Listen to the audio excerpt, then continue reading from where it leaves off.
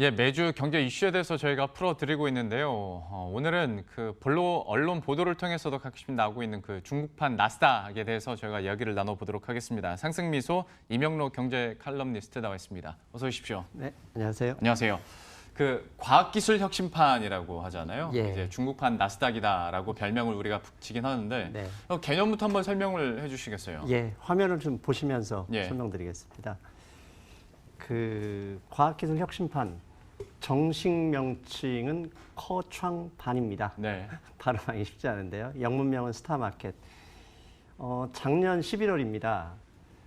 상하이에서 열린 국제 수입 박람회를 참관하던 그 시진핑 주석이 그 자리에서 직접 개설을 지시한 증권시장입니다. 즉 상하이판, 중국판 나스닥을 목표로 상하이 증권거래소 내에 개설이 되는데요.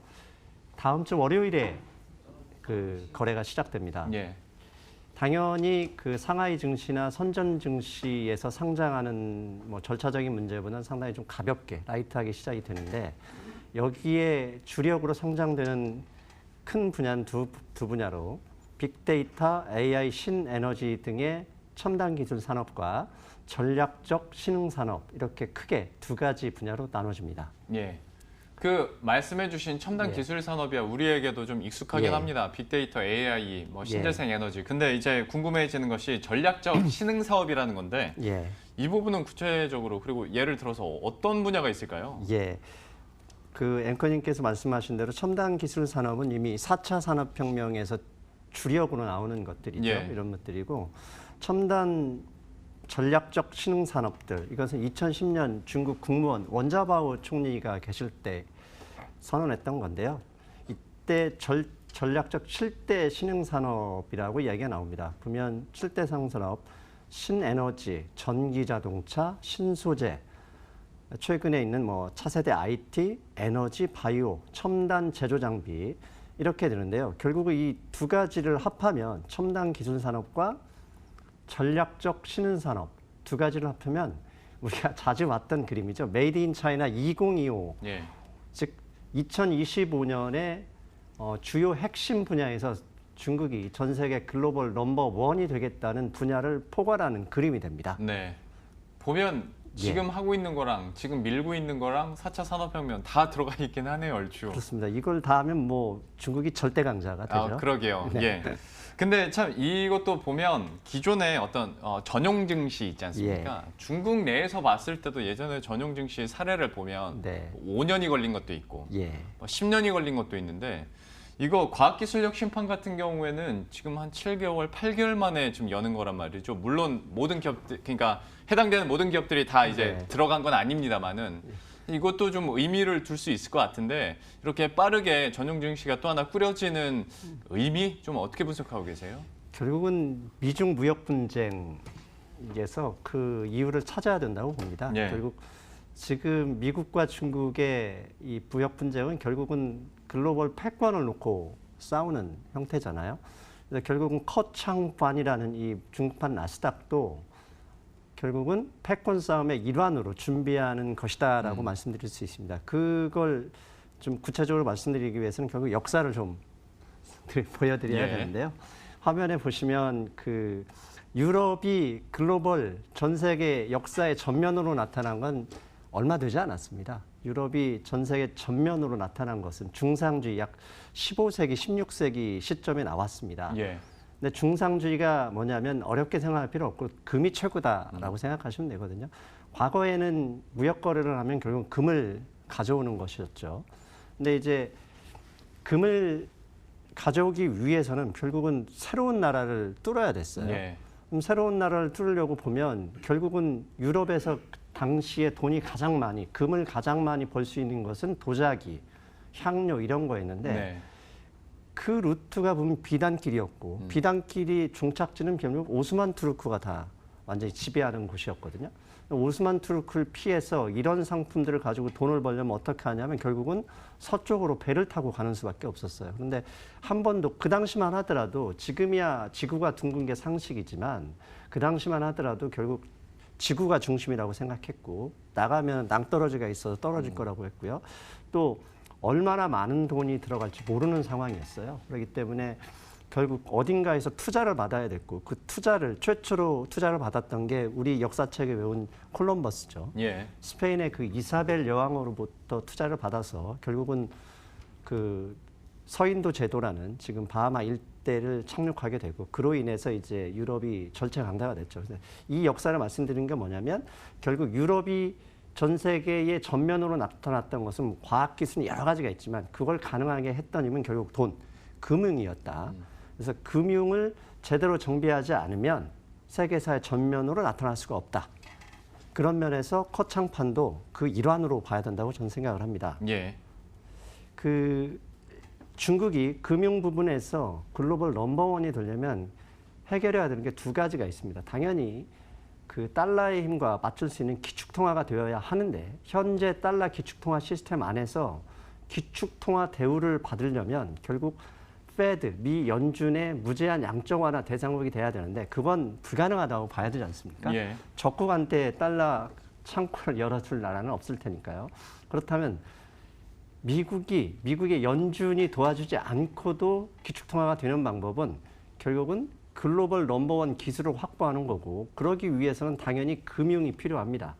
그러면 금융이라고 하는 것은 돈인데 그 돈을 확보하는 방법이 여러 가지 중에 하나가 결국은 커창판이라는 그런 주식시장이 될 수도 있다. 예. 그래서 이 커창판을 기반으로 해서 핵심 산업의 글로벌 경쟁력을 확보해서 외환위기가 없는 중국 경제를 도모하자. 이게 최종 목적이라고 저는 봅니다. 예. 큰 그림에서는 설명을 해주셨어요. 근데 이제 비슷한 질문을 또 드리게 될 것 같은데 네. 이런 역사적인 일례들을 봤을 때 전형 증시를 계속 만들고 그리고 계속 유동성을 공급하려고 하는 목적이 있는 거 아니겠습니까? 예, 예. 근데 이번 과학기술 혁신판 같은 경우에는 빨라도 너무 빨리 이루어졌단 말이죠. 예. 그리고 시기적으로 봤을 때 네. 시진핑 주석이 이것을 하겠다고 공언한 것도 한창 무역 분쟁 일어날 때였고 네. 지금도 역시 무역 분쟁이 일어나는 와중에 급하게 글쎄요 이게 급하게라고 표현이 맞는지 네네. 모르겠습니다만 이렇게 만들어졌단 말이죠. 그러면 네. 무역 협상과의 상관관계를 조금 더 얘기를 해주셔야 될 것 같아요. 그렇죠. 중국이 아무리 후진국이라 하더라도 그 GDP 전 세계 2위고 그다음에 상당히 앞선 나라인데 불과 7개월 만에 이렇게 큰 시장을 갑자기 도입하는 건 그만의 사정이 있다고 봅니다. 화면을 보시면 이게 지금 보시는 화면이 왼쪽의 그림이 보면 2018년 작년까지 검정색은 미국의 벤처 금액, 투자 금액이고요.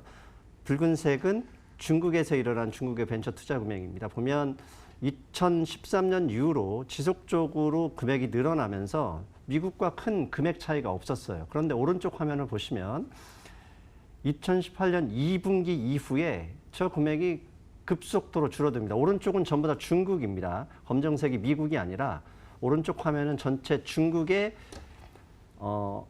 벤처에 투자하는 금액이 저렇게 많이 줄어들고 있어요. 네. 저렇게 줄어드는 이유는 결국은 미국과의 마찰이죠. 네. 저 마찰이 지속되는 상황에서 아직까지 분쟁이 쉽게 해결되지 않는 상황이라면 그걸 대비해야 된다고 보고요. 작년 12월에 아르헨티나에서 G20 정상회담이 있었죠. 그러면서 12월 1일에 시진핑 주석과 트럼프 대통령이 만났었는데 그 이전에 트럼프 대통령이 끊임없이 WTO 개혁, WTO의 보조금 중단을 계속 강하게 비난했었죠. 예. 중국이 AI나 클라우드, 그다음에 5G 같은 경우에 기술에서 미국을 앞서거나 미국과 대등한 수준으로 올라갈 수 있었던 건 결국은 국가의 모든 에너지, 자원을 공산당의 기치 아래 한꺼번에 집어넣은 거거든요. 근데 WTO에서는 국가 보조금을 금지하고 있는데 중국만은 개도국 외외 조항으로 놔둔 거예요. 근데 트럼프 대통령 입장에서 보면 2025년 불과 6년밖에 안 남았는데 2025년이면 전 세계 글로벌 넘버원이 된다는 나라가 왜 아직도 WTO에서 보조금을 허락하고 있느냐. 이게 작년 12월, 그 다음에 올해 6월에 또 오사카에서 열렸던 G20에 또다시 문제가 됐거든요. 결국은 국제 이런 정세라는 게 미국이 원하는 방향으로 가게 돼 있잖아요. 네, 그렇죠. 그런 면에서 보면 이 WTO 보조금 부분은 결국 미국이 원하는 대로 중국이 받지 못하는 제도로 가게 될 거라고 보고요. 예. 그걸 지금 현재 협상하고 있는 미국과 중국이 협상하고 있는 중에서 중요한 그 주제로 포함되어 있을 거라고 보고 결국은 이걸 중국이 포기하게 됐을 경우 중국의 아직 현재 기반이 올라오지 않는 이런 신세계 그 기업 기술들에 대해 어떻게 자금을 투여할 것인가 예. 그에 대한 고민의 일환으로 코창판이 나왔다. 저는 그렇게 생각하고 있습니다. 예. 그러니까 지금 뭐 화웨이도 그렇고 예. 중국 기업들이 뭐 미국으로부터 몰매를 받고 있는 상황이다 예. 보니까 어떻게든 유동성은 다시 들어오게 해야 예. 산업이 크는 건데 하다 보니 이런 전용 증시도 만드는 거고. 근데 이런 뉴스를 보면 예. 우리 국내에 있는 투자자 입장에서 직관적으로는 가장 먼저 드는 게 자금 쏠림에 대한 걱정거리도 있고 예. 과연 이게 얼마나 실제로 붐업이 될 수 있을까라는 의문점도 좀 듭니다. 여기에 대해서는 어떻게 보십니까? 그렇죠.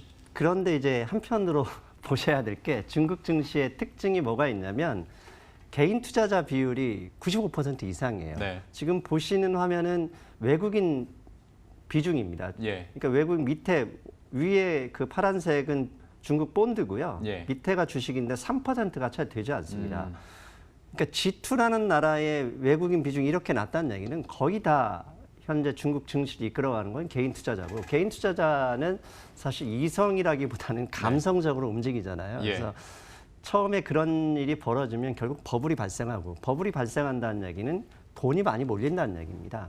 근데 돈이 많이 몰리면 결국은 거기에서 살아나는 기업들은 또 좋은 기업이 돼요. 가령 미국에서 현재 넘버원이 되어 있는 구글이나 아마존이 다 지난 2000년 나스닥 버블 과정에 생긴 거고 네.